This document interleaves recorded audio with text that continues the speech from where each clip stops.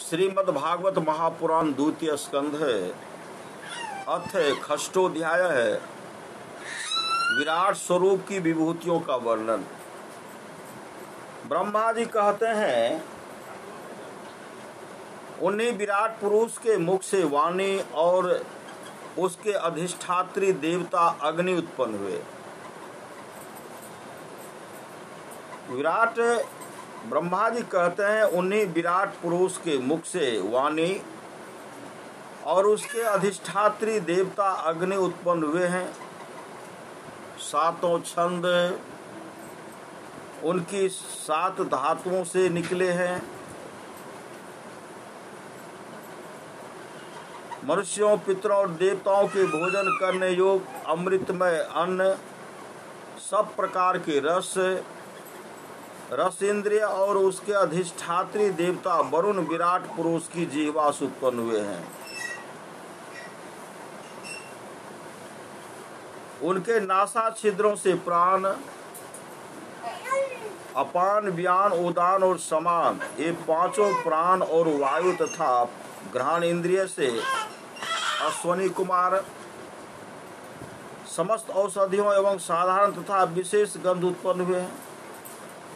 उनकी नेत्रीय रूप और तेज की तथा नेत्र गोलक स्वर्ग और सूर्य की जन्मभूमि, समस्त दिशाएं और पवित्र करने वाले तीर्थ कानों से तथा आकाश और शब्द श्रोत्रेंद्रिय से निकले। उनका शरीर संसार की सभी वस्तुओं के सार भाग तथा सौंदर्य का खजाना है। सारे यज्ञ, स्पर्श और वायु उनकी त्वचा से निकले। उनके रोम सभी उद्भिज पदार्थों के जन्म स्थान है, अथवा केवल उन्हीं के जिनसे यज्ञ संपन्न होते हैं।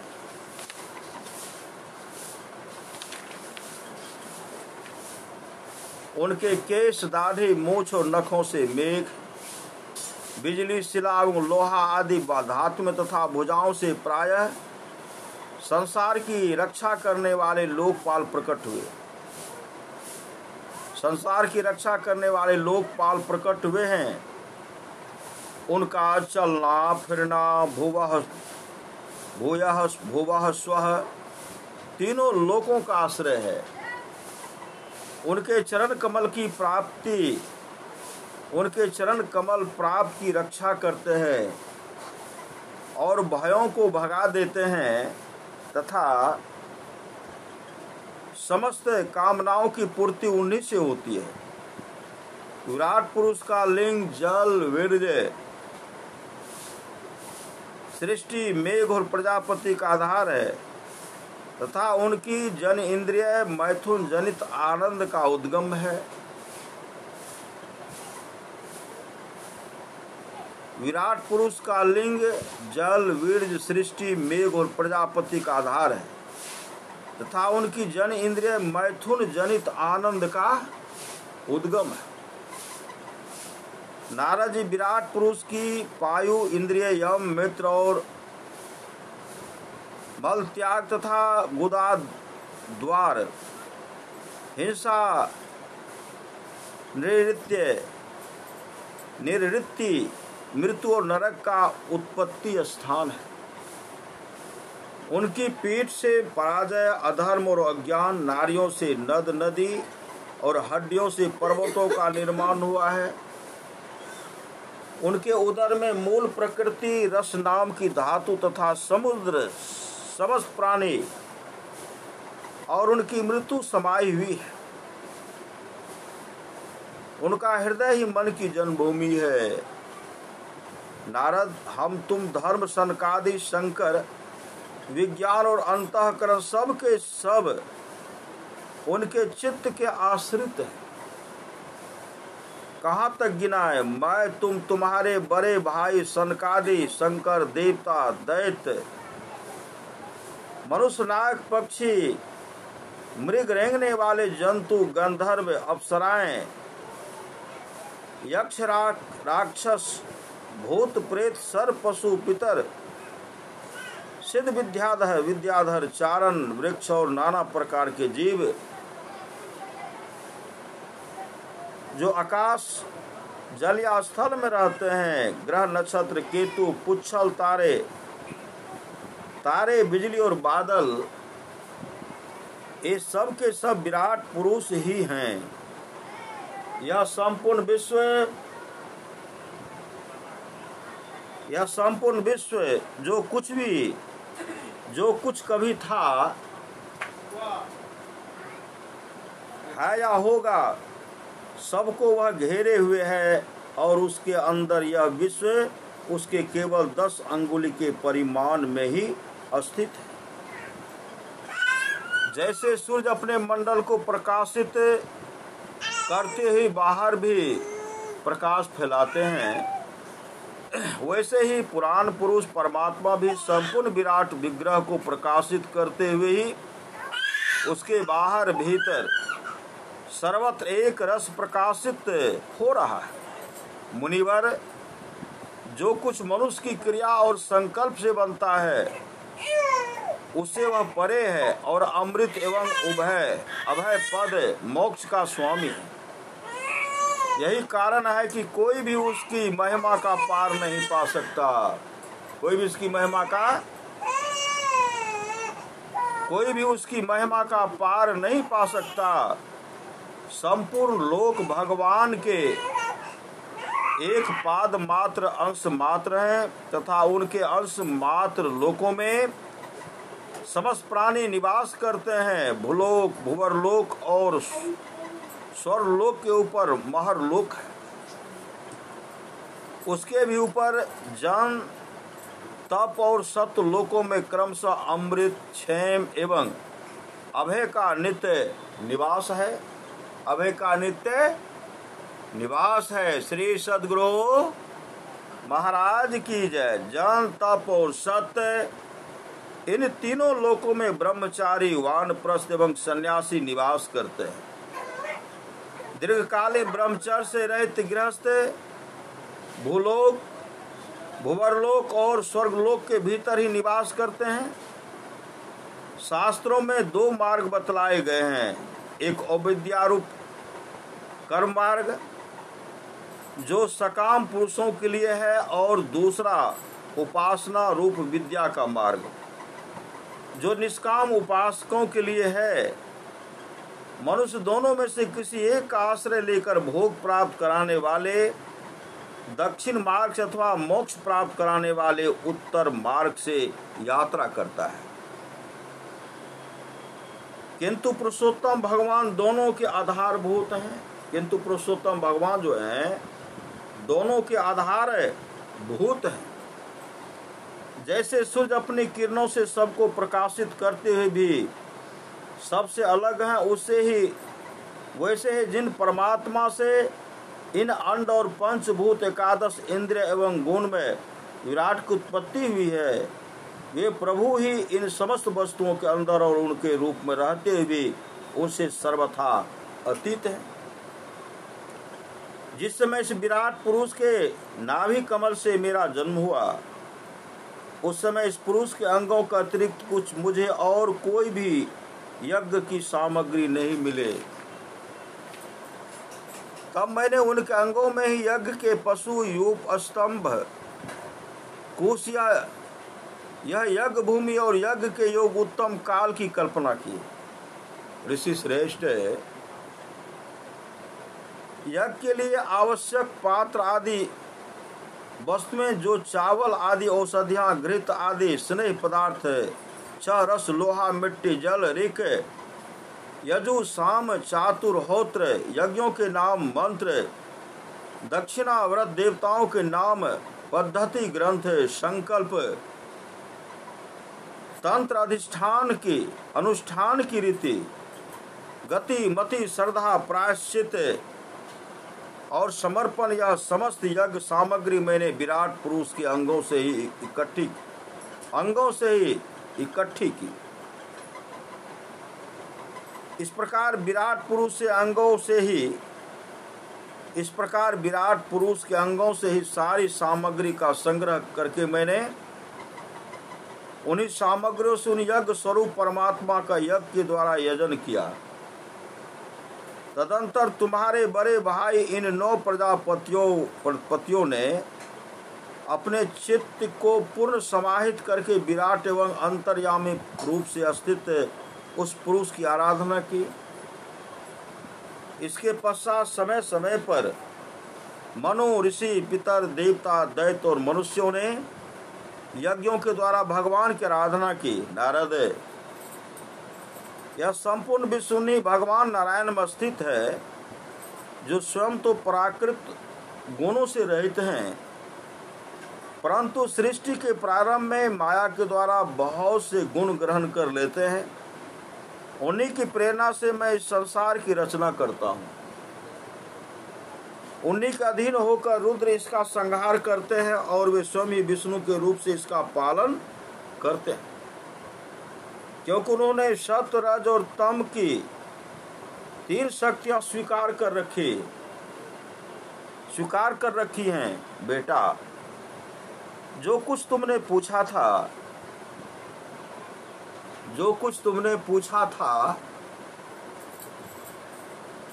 उसका उत्तर मैंने तुम्हें दे दिया। भाव या अभाव, कार्य या कारण के रूप में ऐसी कोई भी वस्तु नहीं है जो भगवान से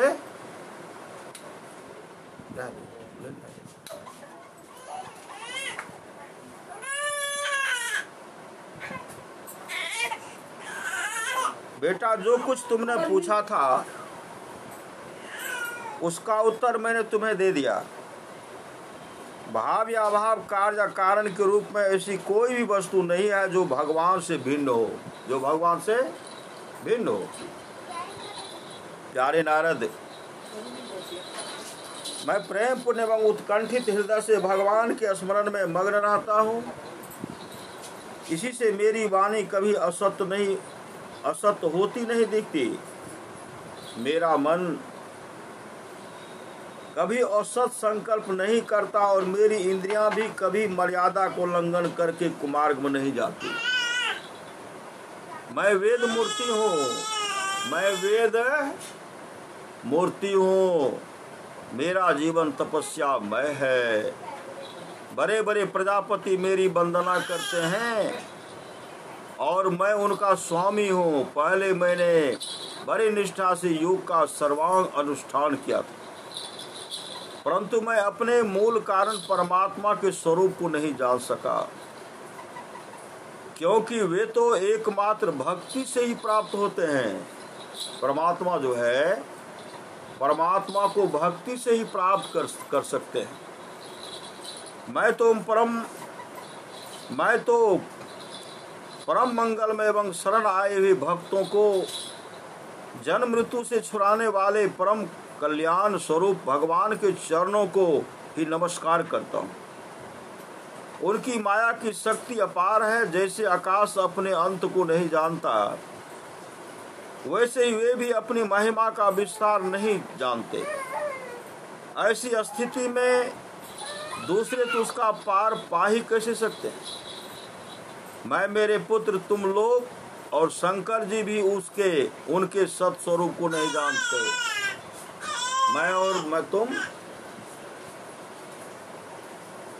मैं, मेरे पुत्र, तुम लोग और शंकर जी भी उनके सत्स्वरूप को नहीं जानते। तब दूसरे देवता तुम्हें जान ही कैसे सकते हैं। हम सब इस प्रकार मोहित हो रहे हैं कि उनकी माया के द्वारा रचे हुए जगत को भी ठीक ठीक नहीं समझ सकते हैं। अपनी बुद्धि के अनुसार ही अटकल लगाते हैं। हम लोग केवल जिनके अवतार की लीलाओं का गान ही करते रहते हैं, उनके तत्व को नहीं जानते। परमात्मा के तत्व को नहीं जानते। परमात्मा के तत्व को जानते हैं जो संत सदगुरु होते, जो अपने आप स्वरूप को प्राप्त कर लेते। उन भगवान के श्री चरणों में मैं नमस्कार करता हूँ। वे अजन्मा एवं पुरुषोत्तम हैं। प्रत्येक कल्प में वे स्वयं अपने आप में अपने आप की सृष्टि करते हैं, रक्षा करते हैं और संहार कर लेते हैं। वे माया के लेस से रहित केवल ज्ञान स्वरूप हैं और अंतर आत्मा के रूप में एक रस स्थित हैं। वे तीनों काल में सत्य एवं परिपूर्ण हैं, न उनका आदि है न अंत है। वे तीनों गुणों से रहित सनातन एवं अद्वितीय हैं। नारद, महात्मा लोग जिस समय अपने अंतःकरण, इंद्रिय और शरीर को शांत कर लेते हैं, उस समय उनका साक्षात करते हैं। किनका? परमात्मा का। जो अपने अंतःकरण, जिसमें अपने अंतःकरण, इंद्रिय और शरीर को शांत कर लेते हैं, उस समय उनका साक्षात्कार करते हैं। परंतु जब औसत पुरुष के द्वारा कुतर्कों का जाल बिछाकर उनको ढक दिया जाता है, तब उनके दर्शन नहीं हो पाते। परमात्मा का पहला अवतार विराट पुरुष है। परमात्मा का पहला अवतार क्या है? विराट पुरुष है। उसके सिवा काल, स्वभाव, कार्य, कारण, मन, पंचभूत, अहंकार, तीनों गुण, इंद्रियां, ब्रह्मांड, शरीर उसका अभिमानी, अस्थावर और जंगम जीव, सब के सब उन्हें अनंत भगवान के ही रूप हैं। उन अनंत भगवान के ही रूप हैं। मैं, शंकर, विष्णु, दक्ष आदि ये प्रजापति, तुम और तुम्हारे जैसे अन्य भक्तजन, स्वर्गलोक के रक्षक, पक्षियों के राजा, मनुष्य लोक के राजा, नीचे के लोकों की राजा, गंधर्व, विद्याधर और चारणों के अधिनायक, यक्ष,